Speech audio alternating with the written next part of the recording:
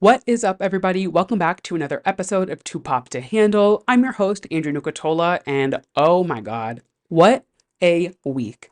There is so much to discuss, so much to dive into, so much has happened, so much music, pop culture news, releases, announcements, just like so much has happened. There is so much to discuss, and I cannot wait to dive in. I've been thinking about this literally all week that I just couldn't wait to sit down and chat with my girls, my gays, and my theys and just discuss the world of pop culture that has been this past week because holy shit, there is a lot. But before we hop into everything, we like to play catch up, just chit chat, talk about how we're feeling, what is going on. So as always, I hope you guys are having a fabulous week thus far. It was like a snowstorm this morning in New York City, like full on snow, rain, ice, wind, and by the time I left, the sun was out, it was melted, like very weird weather we're having in New York. Don't understand what's happening, just like a lot going on. But that being said, since the last time we spoke, some things have happened. I took my first Pilates class. I got invited to the People's Choice Awards, and Beyonce announced that she's releasing an album next month. So really cool, casual, nothing major going on, just really normal things happening.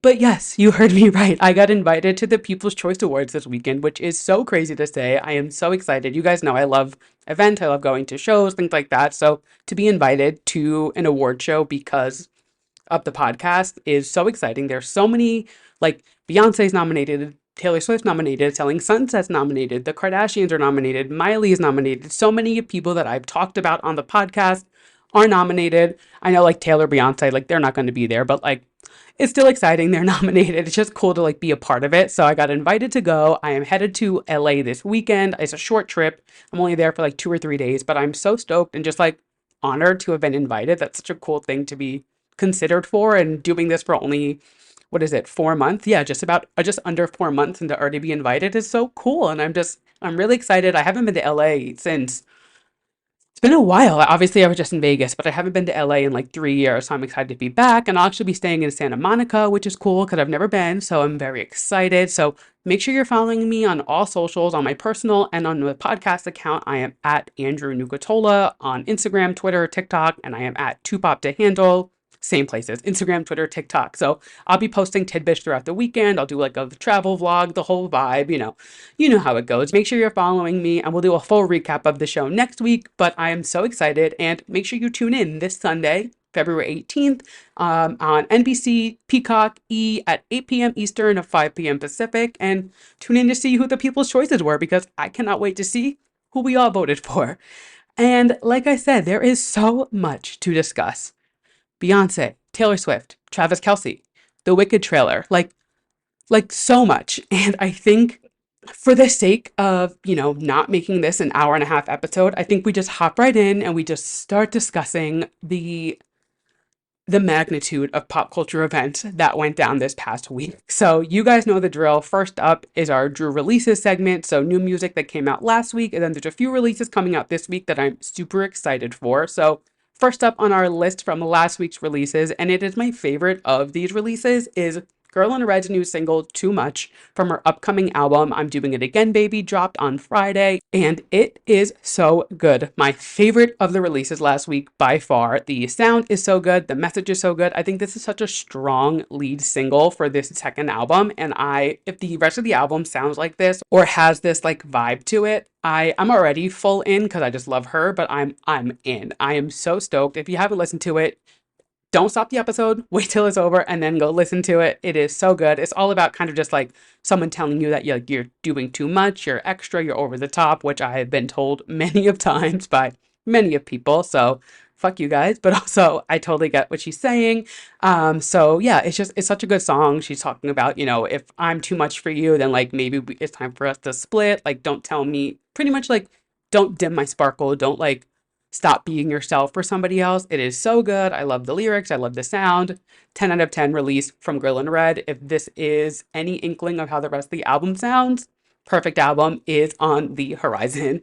Moving down the list, Miss Casey Musgrave. She just never disappoints. The lead single from her upcoming album, Deeper Well, dropped on Friday. And I love it. It is so typical traditional Casey, that like slowed down kind of country vibe, but like like I said it a few weeks ago when she did the Bob Marley release, but her voice, I could just listen to her sing anything, and she did it again. So this is the lead single and actually the title track from her upcoming album Deeper Well, which comes out in March. And it's this song pretty much is just like a new beginning for Casey. Like she's saying like my Saturn has returned. I am learning things. She's cutting off the people in her life who don't bring her joy, who don't bring any good energy. And I think that's such like a strong message to like start an album with. It's actually not the track one, but it is the first single. So to me, a lead single is supposed to be the message that like is conveyed on the whole album. You know what I mean? Like this is your first listen into the album. So this is what the artist wants us to hear, wants us to think about. Like first impressions matter, and she is giving us a great first impression for this album. In the chorus, she says, I'm leaving the people who waste my time. It's been a good time, but I've found a deeper well. So cutting them off, you know, and I like that she said like she's had a good time, but like it's time for her to move on. Like she's not regretting it. And I think that's like a really important message. You know, a lot of the times when whether it's a breakup with like a partner, a boyfriend, a girlfriend, a friend, family, sometimes you have to cut relationships off, you know, because they're not doing anything for you anymore. They're not helping you as much as they're hurting you. And it doesn't have to be like bad blood. You know what I mean? It doesn't need to be a bad thing. You can stop dating somebody, stop being friends with somebody, and it not be like a big blowout. You could have fun. You could admit, like, oh, they were great while they were, but I'm moving on. I've grown. We're supposed to grow as people. You know what I mean? So I am so excited for this album to come out next month. And our next release was Maggie Rogers, Don't Forget Me, another title track. So it's actually interesting. This is the title track of her upcoming album, and it's the last track on the album. So this is how she ends it. And it's emotional. There's a lot of emotion within this song. She's pretty much saying like she's watching her friends fall in love and questioning it when it's her time, questioning if it's their time. And it's so being 29 or oh, I'm not 29 yet, being 28 and like I'm in a relationship, but like I that there's that feeling of like, you know, you're seeing your friends dating people and they're like, "Oh, we're going to get married," or they're getting married, and like I remember being single and being like everybody around me is dating. Everybody around me is getting married, having kids, buying a house. I'm like, when is it my turn? How do you know it's your turn? Like, it is such a relatable message. You know what I mean? And within the song, she says, "Give me something I can handle, a good lover or someone who's nice to me. Take my money, wreck my Sundays, love me till your next somebody, and promise me when it's time to leave, don't forget me." Which like punch me in the gut. Oh my God. So she's saying, she's like, I know this might not be a forever thing, but she's just looking for someone to like spend her time with for now. Like, take my Sundays, take my money, like, you know, let's do life together, but I know you're going to leave me eventually. So when it's time for you to go, just like, don't forget me. Don't forget that I was a chapter in your life. And that's such like you kind of know someone's not in your life forever, but you're keeping them around for now. And like, you know, things might end, but you're like, I hope when things do end or if things do end, like you don't forget about me. You know, it's like what does Taylor say? She's like, when you point to the pictures, tell them my name. Like, don't forget about me. You know, I was a part of your life. You're a part of my life. And it's like that. I feel like human beings, we fear that like we're not a big part of someone's life, you know, like we're gonna be just like a small blip in someone's life who was a huge chapter in our lives. And it's like, it's a weird feeling, you know, I don't know. So you know, hearing that, I was like, whoa, this is just like a very relatable, good message. Loved it. I'm so excited for new Maggie. She never disappoints. So that is coming out in April. No, March. She is also, oh my God, so much happening in March. There's just like so much going on. And then the fourth, so when I was doing the episode, I struggled with how to go about ending my releases because there was obviously two giant releases by Beyoncé. And they're not going to fall in the Drew releases category. So don't you worry, we're going to get to the Beyonce releases, but our last Drew release for now is Tori Kelly High Water. So we didn't know this was coming. It actually was a surprise drop on Friday morning, and it is part of her upcoming album, Tori. It's self-titled, and it seems to be a continuation of her EP that dropped last year, which I loved. It was such a good. And so we got the first single of the album, which is High Water, and my first initial thoughts, I was like, this is kind of religious. She kind of went through her like religious phase, which like do your thing. I'm not going to judge somebody for, finding their spirit and whatever, but like it's just like not for me. But I really like the way the song sounds. It has this like almost like gospel choiry sound to it, but still kind of that like pop feel. It's like it's got a good mix of the two, and I love the message. She's pretty much just saying like there's a light at the end of the tunnel. Like don't know what's going to happen tonight, but if I can get to tomorrow, like everything's going to be okay. And like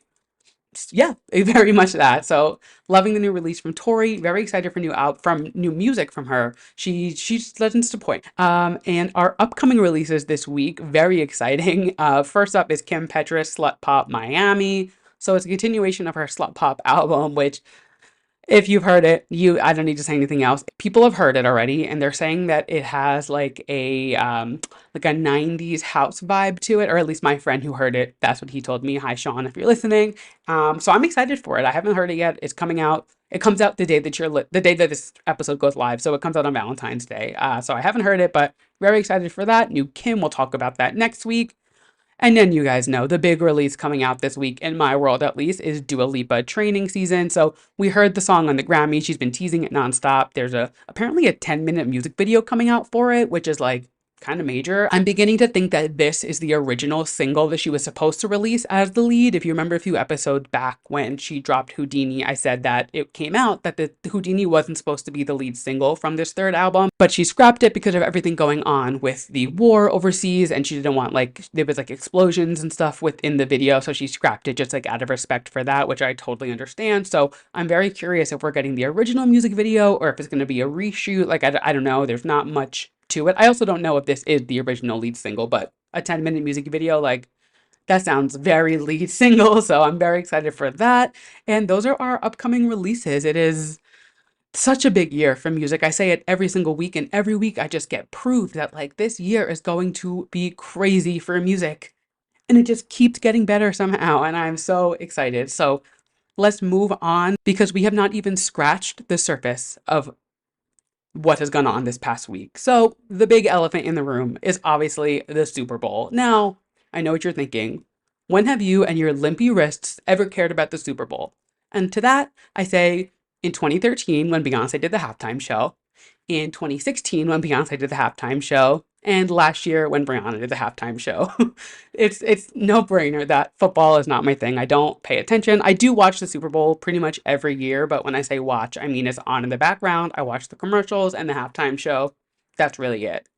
Obviously, this year it was different. There was a shift, and I am no I'm not even going to try to deny the fact that I was more interested because of Taylor Swift. Like 100% I was tuned in because I wanted to see Taylor Swift. I wanted to see who she brought to the game with her. I wanted to see all of it. It's an exciting time to be a Taylor Swift fan. And it showed this year's Super Bowl had the most viewers of any televised event since the moon landing, which is crazy to think about. So I know I'm not alone. It was a great one. I really enjoyed it. I mean, I don't know much about football in itself, like the game, but the last quarter and the overtime, super like eventful. There was so much going on. The first half, I was like, they kind of suck. Like they're not really doing much. It was kind of boring.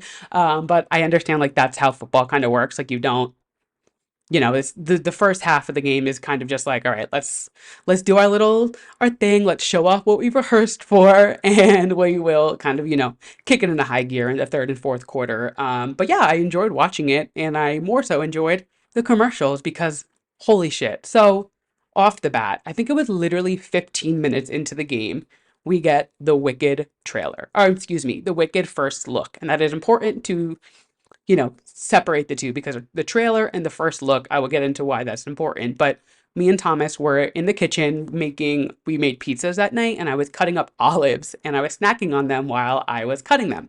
Put one in my mouth and I heard Defying Gravity come on the TV.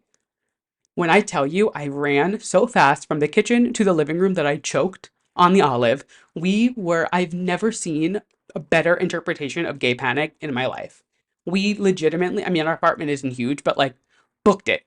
The 15 steps it takes to get from our kitchen to our living room, full sprint. We were like, and then we continued to just rewatch it and rewatch it. And oh my God, this trailer.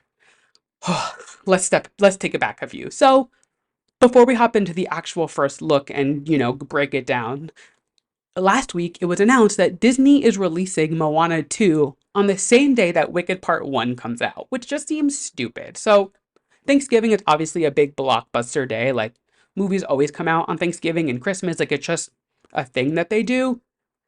Disney releasing Moana 2 the same day as Wicked Part 1. Wicked, which has been one of the most anticipated movies in years. Like, I'm like, why are you doing that? It just seems silly. Also, the fact that Moana 2 was even coming out, it literally like was a surprise announcement. No one knew it was happening. I don't know. It is cool. The girls who wrote the music for Moana 2 actually started writing music on TikTok and got picked up that way. So, like, shout out to creators doing your thing. Kind of crazy that somebody who was making TikToks is now producing the music for Moana 2. So, like, that, all respect is due. But little weird that they're releasing it the same day. Regardless of that, I will be seated for Wicked Part 1. Will not be seeing Moana 2 in theaters. I'll catch it when it's on streaming. Anyway, let's dive into this first look because holy shit. Holy shit. So, like I said earlier, it is important to make sure we say that this is the first look and not the trailer because there's a lot of part two in this first look. So, if you're not familiar with the plot of Wicked or anything like that, I can understand you're like, what the fuck does that mean? So, there's they're splitting the movie at Defying Gravity. So, the first part, I think it's literally called Wicked Defying Gravity. Not sure what part two is called, but part one comes out this year and it is ending at Defying Gravity. That being said, there is so much added to this movie from the original L. Frank Baum books, like the Oz world, that I'm so excited that they're diving into because it's not something that we've really seen on film other than The Wizard of Oz. And The Wizard of Oz is such a small piece of the Oz world. So to be seeing that, like, they're kind of diving into the world of Oz a little bit more in a way we haven't seen it, I'm so excited. It's obviously based off the musical, but there's going to be some like callbacks to the original books and everything. So I'm just so excited. And like the cinematography, the costumes, the set design, just everything looks so fantastic. I mean, Ariana Grande and Cynthia Erivo could not have been cast better for this. We got to see Bowen, we got to see Ethan, we got to see Michelle Yeoh. Like, we got to see so many of these characters come to life in this minute-long trailer, and I'm so excited. There's also so much in the trailer that is book accurate that I'm so glad that they paid attention to. Example, in The Wizard of Oz, Dorothy wears ruby red slippers.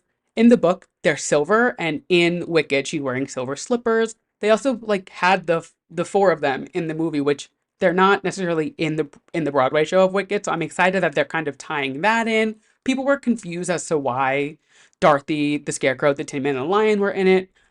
I mean, it's like the only way to really like capture the general public's attention on things is to show them things that they know. So like I think it was a smart marketing tactic. I'm curious to see how they play the story of the Wizard of Oz into Wicked because Wicked is like the prologue. Is that the word? The pre this is Wicked is the story before Dorothy lands in Oz. So seeing her at the Emerald City and seeing like Toto and the slippers, like there's some things that I'm curious how they're going to piece it together, and I'm excited to see like how part one, part two, like what they call out from The Wizard of Oz, what they call out from Wicked, what they call out from the Wonderful Wizard of Oz, just like series themselves. They're just like, as an Oz fan, I'm so excited and like I can't wait. Like, this is just going to be like the movie release of the year, honestly. Like, I can't think of another movie coming out this year that is going to top this for me. I am so excited. And as the movie comes out, we will obviously talk about it more. I'm sure we're going to get a cast album. They've confirmed that they are going to do a press tour with Ariana and Cynthia. Like, so much is happening. I'm so excited. Moving on from the Wicked trailer and staying on the topic of Ariana and Cynthia, holy shit, they looked so good at the Super Bowl. So I love the fact that they showed up at the Super Bowl right after the trailer dropped. So I'm assuming they were together watching it. Again, this is me assuming. The parasocial relationship is parasocialing, but I'm assuming they like were together off site and watched the trailer together and then got to the Super Bowl because literally like the trailer aired and 10 minutes later they were seen at the Super Bowl. So in my mind, in a perfect world, they were watching the trailer, got out of their car or wherever, and they went to the game. And they showed up wearing matching pink and green bedazzled Louis Vuitton jerseys that said Glinda and Alphaba on the back. I mean, come on. Like, They are just, I love that they are leaning into it so much. I love that they are so close. I love that they've like remained so close after filming and everything. Like it is just exactly what I would want from a film adaptation of this musical, and just, oh, I'm so excited. I can't wait. It is going to be so major. I just can't wait. Oh, can't wait. Anyway, moving on through the night. I'm not gonna go into like the commercials because honestly, I wasn't that thrilled by any of them. There were some good ones, some bad ones. It was very much just like pumping celebrities. It was like, how many celebrities can we fit in these commercials? And like some of it worked, some of it didn't. So I'm not gonna dwell on it because I have so much more to talk about. But moving on from the Wicked trailer, the next thing on my list is the halftime show. Now, Usher was the performer, obviously. I had such high expectations, and he met them. He was fantastic. No Super Bowl performance is going to be perfect unless you're Beyonce. No, I'm just kidding. But no Super Bowl performance can ever be perfect. It's a live performance. So, like, yes, somebody fell. Yes, he was sweating and couldn't open his eyes at some point. Like, there was a lot going on. It's the biggest stage. Like, there's so much happening. But I think overall, he absolutely killed it. It was such a fun, just like callback to like, the early 2000s. He brought out Ludacris. He had Will I Am. Like, he had Alicia Keys. Just like so much going on. I think he nailed it with, I mean, his choreography alone is just like chef's kiss. He can dance like no other. His live vocals are great. Like, and I mean, like, he's not hard to look at either. So like I wasn't mad when he took his shirt off. But like it was just such a great performance. I really appreciated it. I'm like a neutral Usher fan. Like I don't seek his music out, but like I'm not gonna say skip it when it comes on, you know what I mean? So like as a very casual Usher fan, I thought he knocked it out of the park. I thought the cameos were great. Everybody was bitching and moaning that Justin Bieber wasn't there. If he would have came out, would it have been major? Absolutely. But we also have to remember like Justin Bieber does not really like performing live. It is nearly impossible for him to ever finish a tour. And that's not me like dragging him or faulting him. It's just facts. Like he does not do well on a stage. He gets like anxiety. It's like not for him. So I'm not really surprised that he didn't come out as much as I would have enjoyed it. Like it is what it is. You know what I mean? I think Usher absolutely nailed it. I think the guests he brought out were perfect. The dancers were great. Like I just thought it was an all-around great show. I also really like that he started it on the field and then walked to the stage. I thought that was different. Like that's something I don't know that people have done before. If they have, I'm not thinking of it. Did Katy Perry? No, Katy Perry didn't do that.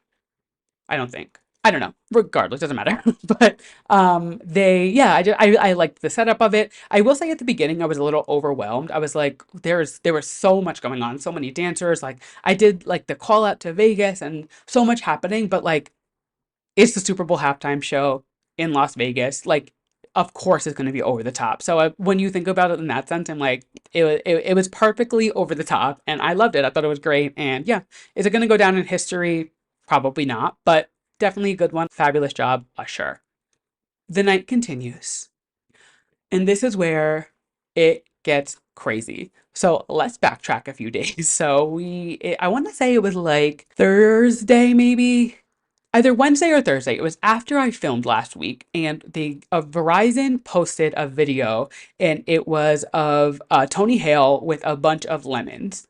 Which, like, at first sight, you're like, all right, he's just like juicing lemons. But then at the end, they played My House by Beyonce. And then when you hear that, you're like, Beyonce, My House, Beyonce, Lemonade, what's going on. Also to note, Verizon was the sponsor of the Renaissance tour. It was like they did the pre-sale, they were the head sponsor, like Verizon's name was on everything. So immediately I'm like, oh my God, oh my God, oh my God, oh my God. Now there's so much that this could have meant.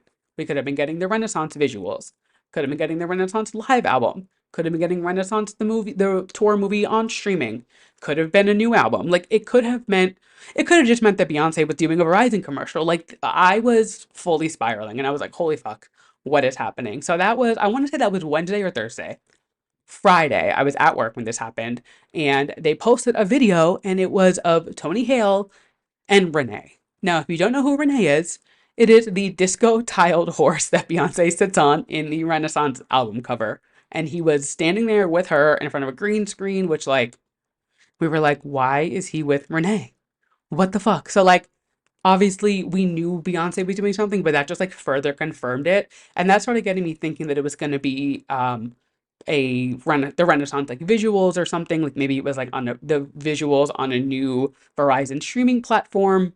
But then people started saying she's going to do a residency at the Vegas Sphere.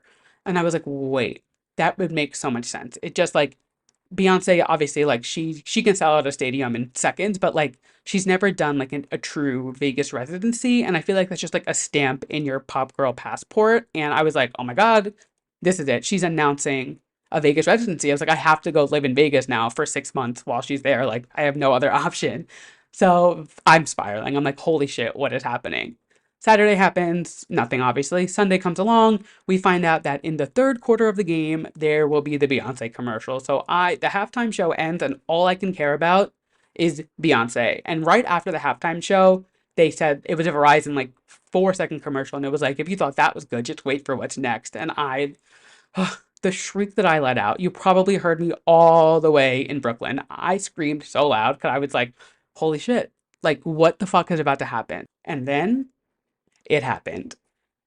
My house is playing, Beyonce comes out. You guys have seen the commercial. If you haven't, where have you been? Like, it's such a good commercial. So let's talk about the commercial and then we will go through the events that occurred after. So the commercial comes on and it is a full production, like scripted commercial. Now, Beyonce doesn't do this. Like, this is not a normal thing for Beyonce to be doing any type of like acting role. Like, just like I was shocked to see her in a full commercial. I need to know how much they paid her for that because they had the bitch in space, they had the bitch on top of the sphere, they had the bitch selling lemonade. Like they had this girl doing everything. I thought it was so well done. And I love the fact that it was just two celebrities in it, Tony Hale and Beyonce. They didn't go over the top. They paid homage to Beyonce's past albums and things like that. It was a fun commercial all around. I love that we got so many looks. I think it was like 8 or 9 looks. She did the call out to Lemonade. She did the AI, the Barbie was so funny. The Botus, she did like so many different looks, which is just like again getting Beyonce to do all of these things. I was like, this check was fat. I loved it. The whole premise of the commercial is Beyonce is trying to break the internet again because we know nobody breaks the internet better than Beyonce. I mean, 2013, she dropped her album with no promo, broke the internet. 2016, Lemonade broke the internet. Like if one thing Beyonce is gonna do, she's gonna break the internet. And I think it was such a smart, from like a marketing standpoint, such a smart idea to play into that. And like the title of the commercial is like can't be broken, like BEY broken, Beyonce, you get it. It was just like shout out to the Verizon team because they absolutely nailed it on that. But then at the end, Miss Beyonce Giselle Knowles Carter says, all right, drop the new music. When I tell you, I went into such a spiral. I was like, what the fuck? I shot up out of my seat. I was sitting on the couch, booked it to the bedroom, grabbed my laptop. I threw my phone at Thomas and I was like, check Apple Music. I'm checking her website. The Mr. Krabs meme? That was me. I was frantic and nothing happened for a while. It was like 10, 15 minutes. And then they show her on the screen at the Super Bowl. So she hadn't been seen there before. She was low key. Jay-Z was there with the kids. Like they were there, but she was not there. And then out of nowhere, they show her on the screen. Next thing I know, I refresh her Instagram. Boom, a trailer for Act Two. You guys. So there's this trailer. It is very country-esque, and at the end, it flashes Act 2, 3/29, March 29th, which means we are getting a new Beyonce album next month. Like, holy shit. It was crazy enough last week when I was saying we're getting a new Taylor Swift album in 2 months. Now we're getting a new Beyonce album next month. Next month. Like 30 something days. I cannot. And there is so much to unpack about this album. So let's dive in. So, first things first, Act 2 is a country album, a full country album, which is very interesting because when Beyonce released Renaissance, it was confirmed that it was a 3-act project. So, Renaissance being Act 1, Act 2, and Act 3 nobody knew, was it Act 2 being the visuals, Act 2 being the tour, maybe Act 3 was the visuals. Like, we didn't know if the 3 acts were of Renaissance or 3 acts, different projects. And now it is confirmed. Act 2 is this new album, this country album. And oh my God. So with that, the fans, the Beehive, we put together that there's this theory that Act one was Renaissance, and it was like house, dance, club music. Then they started piecing together that act two could be country and act three would be rock. It's very important to note that because the reason being, and the theory that we're all kind of piecing together, is Beyonce is trying to reclaim the genres of music that people of color created. So, like dance, Vogue music, country music, rock music are all genres that were started by Black people and kind of have been forgotten that that's where their roots were. And I think the fact that this is something that she is allegedly looking to like reclaim, it is such like a genius idea for her to be going through each genre and kind of like reclaiming it and like really just being like, don't forget the roots, don't forget where this come from. And with that, like I give her so much respect. I think the way that her mind works and her artistry needs to be studied to a degree that like I don't even know if we had the technology to right now. Like I just think she is so smart and she does such a good job at like paying respect and homage to the like the artists of the past, like the just I mean Renaissance itself, like how many samples were on that just were paying homage to like these old Vogue house dance artists. So like obviously she has no problem like showing her respect and love for these artists and I'm so excited to see what she does on this new album. So act 2, not only does she announce the album, she then drops two singles, not one, but two. Now, if you're not a Beyonce fan and this is all just like, okay, cool, this is crazy. So let's rewind a bit. The last album that we knew Beyonce was releasing before it came out, and which is like a surprise drop before Renaissance, was Four, and that was in 2011. So quite some time ago. Then we had self titled, then we had oh my God, I'm blanking. Lemonade. Then we had Everything is Love. Like, there hasn't been, before Renaissance, we went years without knowing when a Beyonce project was coming and just like getting a surprise drop. So when Renaissance was announced and like there was a lead single, there was press, there was promo, it was like a big deal because that is not usually, that's not what she does anymore. Like, she is such like a stickler on just like surprise drops, but she went full, I mean, not full, she didn't do interviews and stuff, but like she went a press route, which is like unheard of. So for her to announce this album during the Super Bowl, during the Verizon ad, and then drop two singles from it, like that is crazy. That's crazy. And let's get into them. So she drops Texas Hold'em and 16 Carriages. From what it looks like on her website, these are track one and track two, and they are very, very, very country. Now, I've said it before and I'll say it again. Country music is not my go-to genre. Like I don't ever seek out country artists. But listening to these songs, I was texting my friend Jacqueline and I was like, I think I've realized that it's not country music I dislike, it's the male country artists and like the misogynistic energy that comes from that side of country. Cause like, put on Carrie Underwood, put on Kelsey Ballerini, Casey Musgraves, even like Kelly Clarkson does some country. Like, I'm into it. Like, it's not like I dislike that country music. And I mean, I'll admit it took Beyonce releasing country music for me to realize, like, maybe I don't dislike country music. Maybe I just don't like men, you know? Like, maybe that's like the common thread here. But these songs, they are so country and I am so into it. I'm having so much fun. I feel like I need a cowboy hat, my cowboy boots. I need to be chewing on a straw.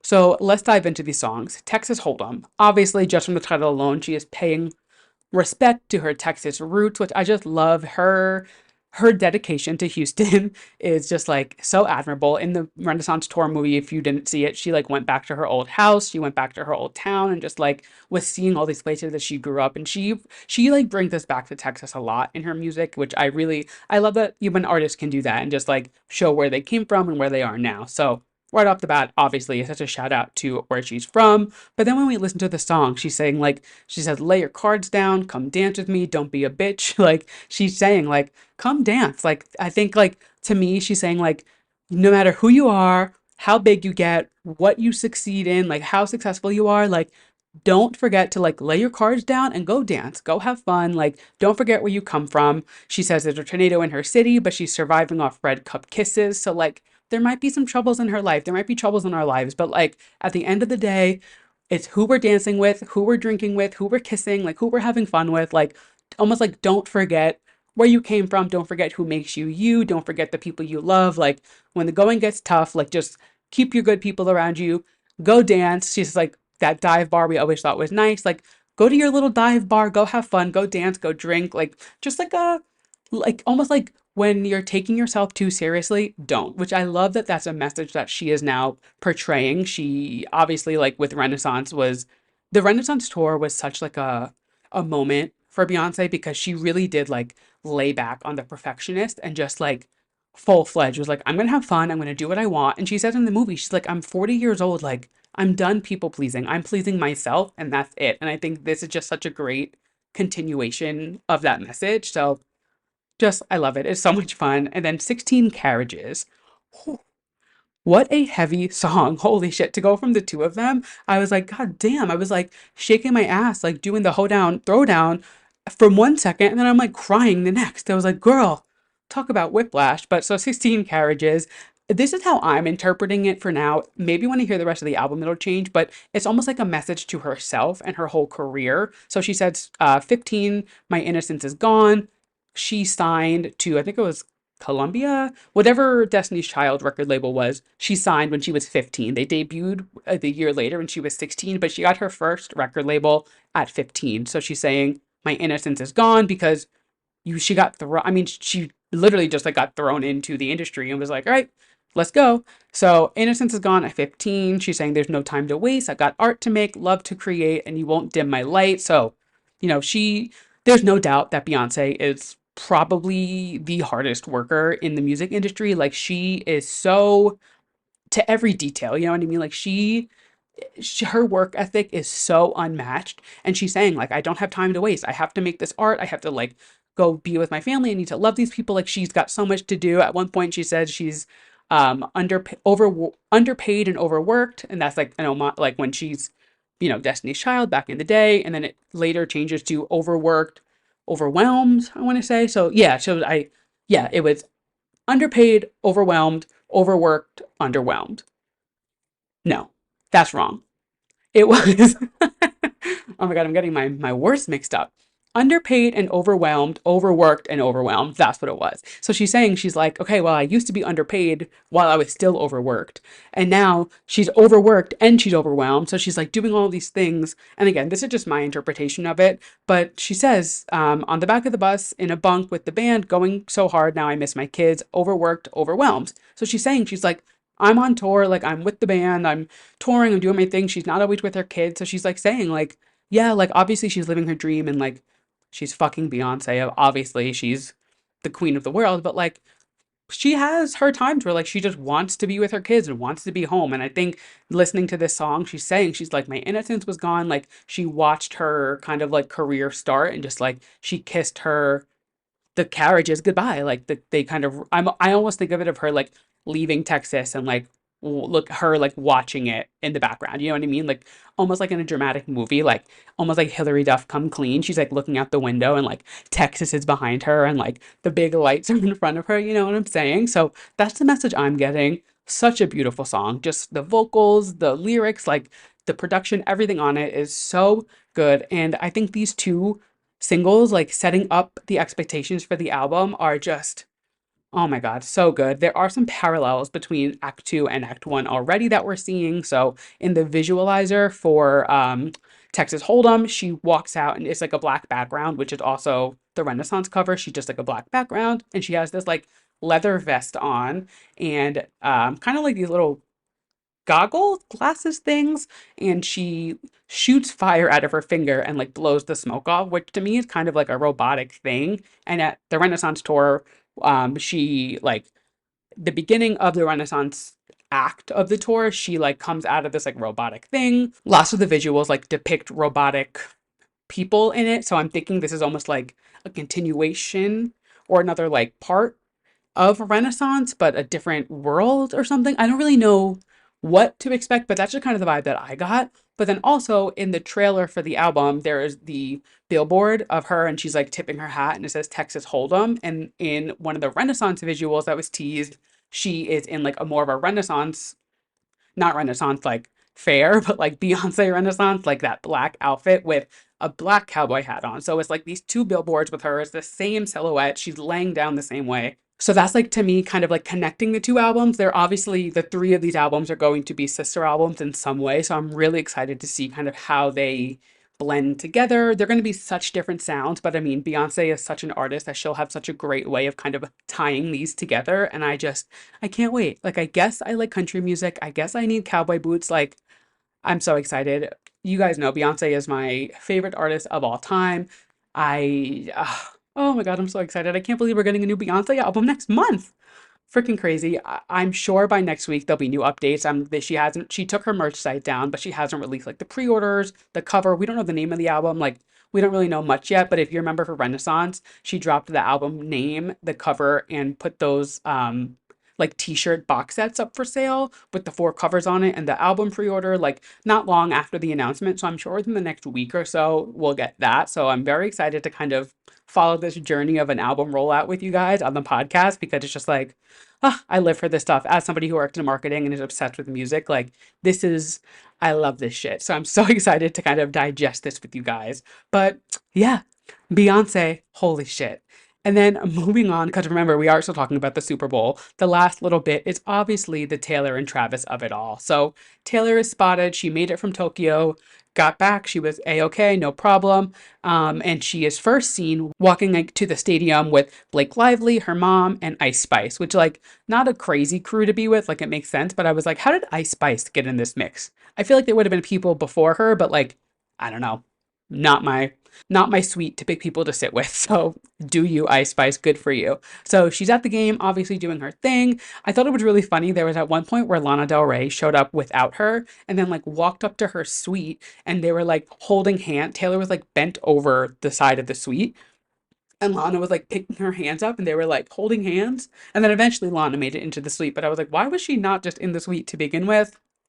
Who knows? So that all happens. The game goes on. Obviously, she's like cheering. There's the moment she jugs her beer. It's just so fun to see her being like a cheerleader girlfriend. You know what I mean? Like, I don't know. It's so fun to see her doing these out of sort things that we never got from Taylor over the past few years. So I'm very excited to see her kind of just like being there and supporting Travis. So the game goes on. Obviously, the Chiefs win.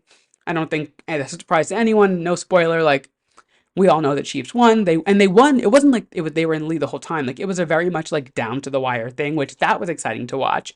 They scored the final touchdown. She goes crazy. Lana gets knocked over. Like so much happens. And then the moment everybody's waiting for, she makes her way down to the field. But we have to say, before she hugged Travis, I love the fact that she let Donna Kelce have her moment with Travis. They hugged, they did their thing. Taylor stepped back, and then Travis just like ran to her. They hugged.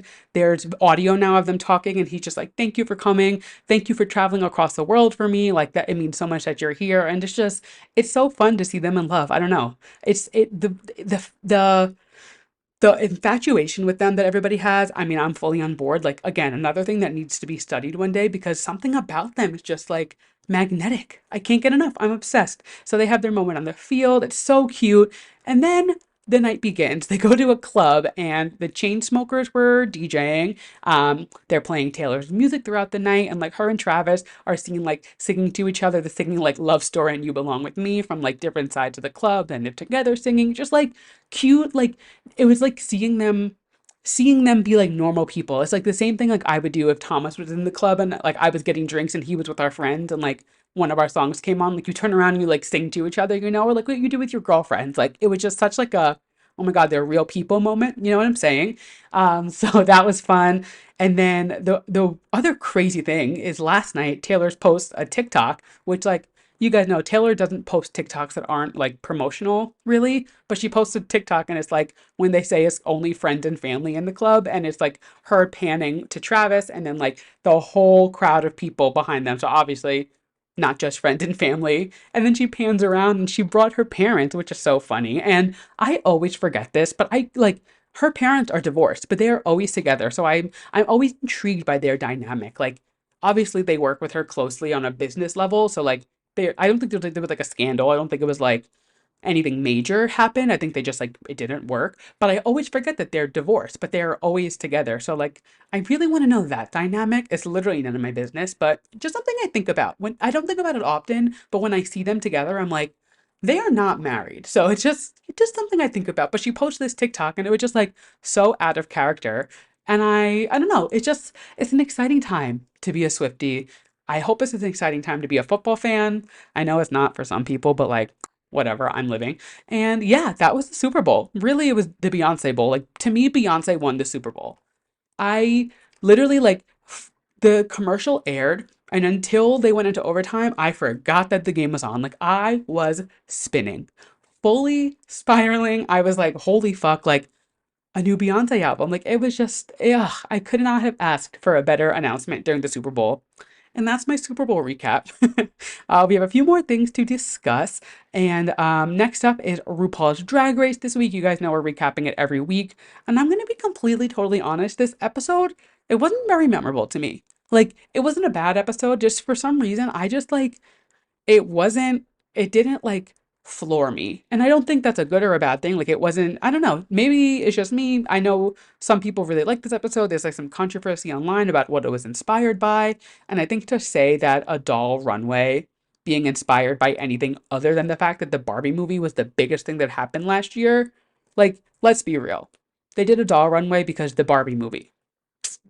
So if you know, you know. But anyway, the real star of the episode was the fact that they had La Roche as the guest judge, and he had no problem reading these girls down. It was so funny. He held absolutely nothing back, and I loved it. I want Law as a regular judge. I thought that was the best part of the show. I honestly like. Obviously, I watched the episode, and we're gonna go into a little bit more, but like, I'm not even gonna bother doing a full recap of this episode because I just like wasn't floored. So moving through, so we get to the runway, they do their thing. The whole theme of this episode was dolls. So they had to create a look for themselves. Then they had to design a doll, like a Bratz. It looked like a Bratz or a Barbie doll, a Barbie doll with a matching look or like an inspired by look. It was supposed to match, but they didn't follow that instruction fully. I think the craziest thing that happened the whole episode was the fact that Saphira decided to use her immunity when she looked great. That is fully Plain Jane getting in her head. If you watch the episode, Plain Jane was like talking shit about Saphira, and she was like, I'm not using my immunity this week, but I think she should. And I think she got in her head, and I'm really upset that she did because I don't think Saphira needed to use her immunity this week. I think her look was great. I thought she did a great job on her doll. Even La Roche was like, I wish you stayed and didn't use your immunity because I wanted to critique you and tell you I loved your look. Like, she looked great. So it is upsetting to know that she wasted her immunity, but happy to see that she's living another week. Um, through the runway, the top three end up being Plain Jane, Dawn, and Q, which I totally agree with. I thought those were the best. Something I thought that was really something just like some karma that came around. So in the beginning of the episode, we see that Plain Jane wants to use this red fabric that Geneva Carr had, and Geneva won't give it up. She's like, nope, sorry, it's mine. You're not getting it. Fast forward to the runway, Geneva doesn't even use the fabric, and then her, Plain, and Plasma, I believe. Yeah, the three of them end up having the same fabric, and they made a comment. The judges were like, how did the three of you end up with the same fabric? So if I was Plain Jane, I would have been pissed, but she ended up being in the top, and Geneva went home. So karma came around, but Q finally wins. 100% deserved this. I think this might be my favorite. My top three of her runways. I think her Cher runway was seriously like out of control, and her premiere, her first runway was so crazy. This is definitely, I want to say, top three for me.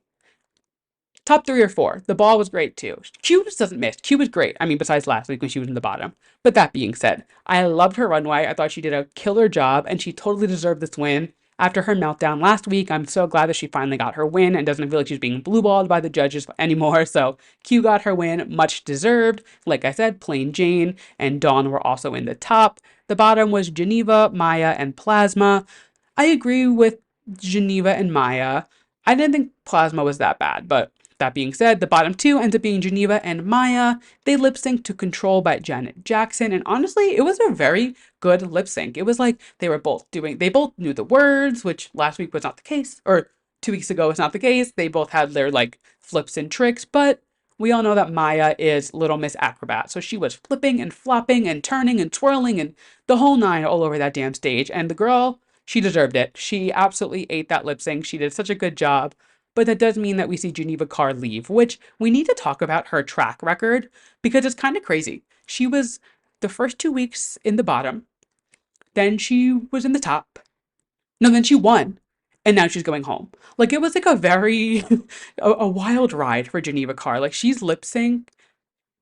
She did this is her third or fourth lip sync, and it is sad to see her go, but that's the show. You know what I mean? Like someone has to go out every week, and there's no denying that Maya devoured that lip sync. So now next week is a new episode. I'm excited to see what the girls have in store, and I hope that it's like a more of an exciting episode to me. I don't know what it was about this episode. Like normally when I'm watching it, I'm like, oh my god, I can't wait to talk about that. Can't wait to talk about this. Like the runway wasn't bad by all means. It just was like, I don't know, something about it I just wasn't like floored by. And this I watched it obviously before the Super Bowl. So when I was writing my outline for this, I was like, did the Super Bowl just like outshine Drag Race for me? But like even when I watched it, I was just like, okay, like it was fine. Like I don't know, it wasn't like groundbreaking television for me, but I'm still loving the season, loving the girls. Obviously, you know, Nymphia is still my favorite. I did like her look a lot. I was just confused because she had a pink bow on herself and a yellow bow on her doll, but she did tweet that she ran out of fabric.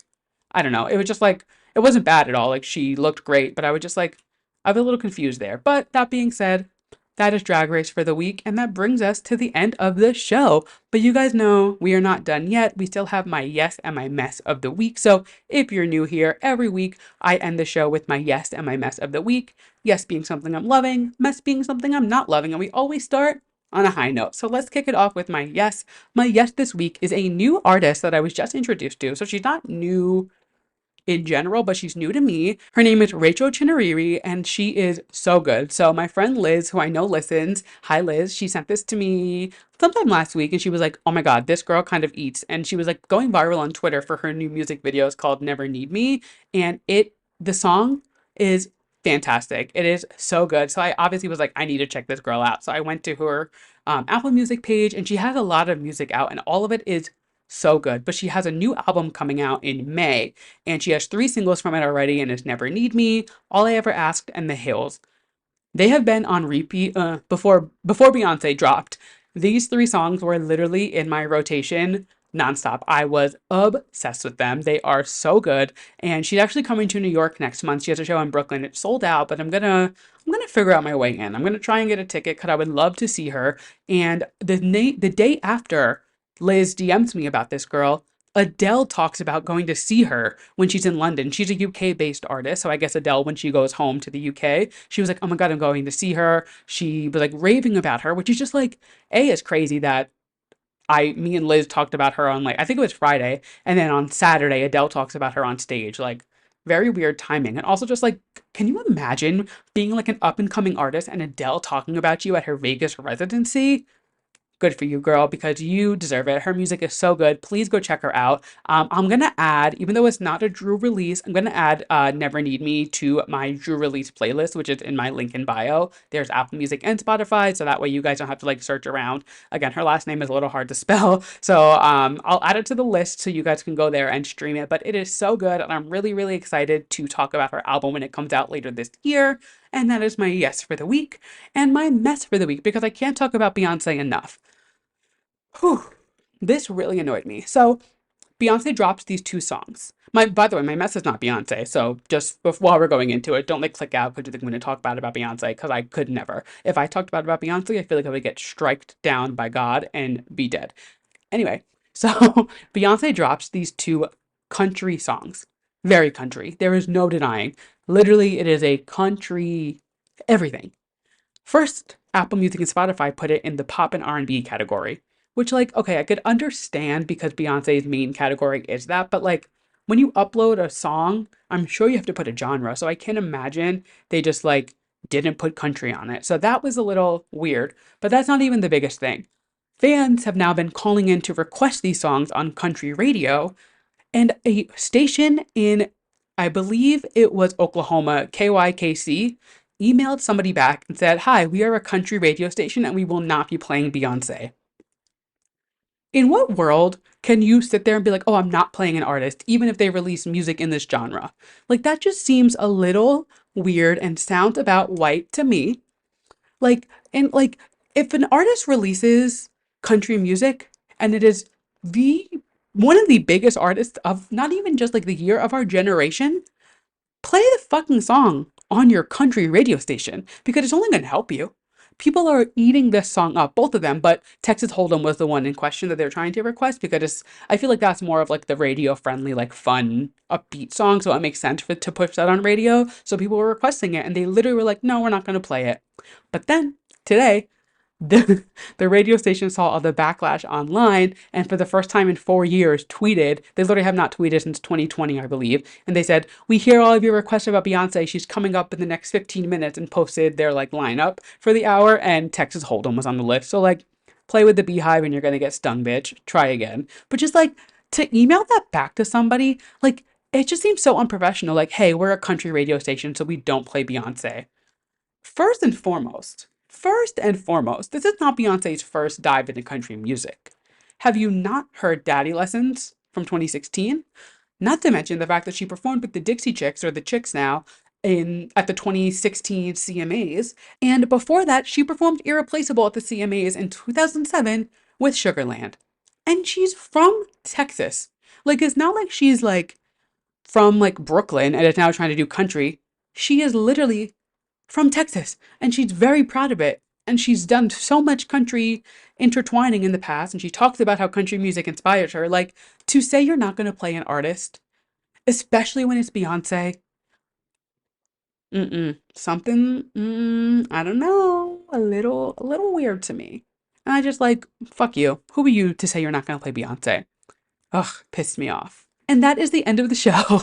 And what a show it was. My God, so exciting. I was so excited to sit down and record this week. So thank you guys so much for listening to this week's episode of Too Pop to Handle. I hope you guys enjoyed it. If you're watching us on YouTube, make sure you give us a like, hit that subscribe button, leave us a comment. If you're listening to us at a podcast, we are available wherever podcasts can be streamed. Leave us a 5-star rating, leave us a review. It really helps us a lot. I know it's like a silly thing to say, but leaving a rating and a review on a podcast platform is like the biggest way you can help the podcast grow. And it means a lot. Like, I would really appreciate it. So leave us a 5-star rating, leave us a review, tell me what you're thinking. Make sure you're sending this to a friend. I say it every single week. If everybody listening to this sent it to one person, I would double in listeners. And I think people are sending it because the listeners are going up. So keep it up, do your homework, keep sending it out. And as always, make sure you're following us on social media. We are at Too Pop to Handle on all platforms, especially this week with the PCAs coming up. There's going to be so much content going out and I'm so excited. Make sure you tune into the PCAs this weekend. They're on Sunday, February 18th on NBC, Peacock, and E! at